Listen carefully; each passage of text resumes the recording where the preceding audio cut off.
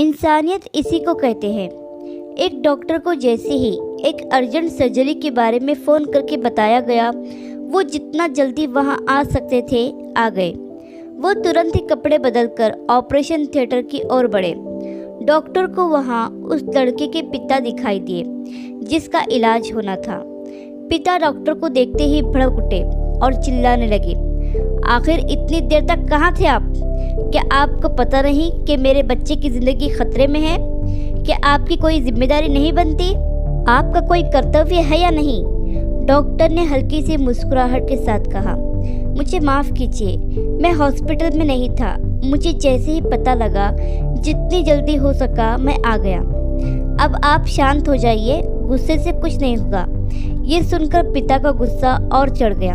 भला अपने बेटे की इस नाजुक हालत में वो कैसे शांत रह सकते थे? उन्होंने कहा, ऐसे समय में दूसरों को संयम रखने का कहना बहुत आसान है।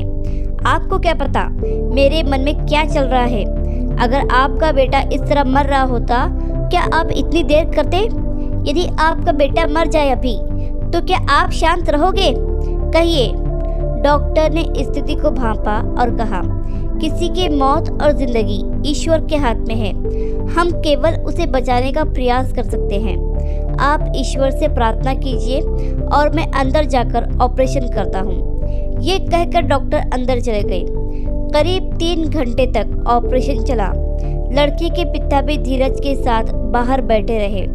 ऑपरेशन के बाद जैसे ही डॉक्टर बाहर निकले, वे मुस्कुराते हुए सीधे पिता के पास गए और उन्हें कहा, ईश्वर का बहुत ही आशीर्वाद है, आपका बेटा अब ठीक है। अब आपको जो भी सवाल पूछना हो, पीछे आ रही नर्स से पूछ लीजिएगा। ये कहकर वो जल्दी से चले गए। उनके बेटे की जान बच गई, इसलिए वो बहुत खुश तो थे। पर जैसे ही नर्स उनके पास आई, वे बोले, ये कैसे डॉक्टर है? इन्हें किस बात का इतना गुरूर है? इनके पास हमारे लिए ज़रा भी समय नहीं है।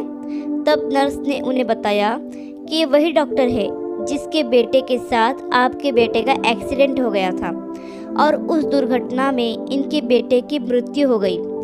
और हमने जब उन्हें फ़ोन किया तो वे उसका क्रियाक्रम कर रहे थे और सब कुछ जानते हुए भी वो यहाँ आए और आपके बेटे का इलाज किया। यह सुनते ही उस लड़के के पिता की आंखों में आंसू आ गए। आशा करती हूँ कि कहानी आपको पसंद आई होगी। कहानी पसंद आए तो लाइक, सब्सक्राइब और शेयर करें और इस कहानी पर आपकी क्या राय है हमें कमेंट करके ज़रूर बताएं।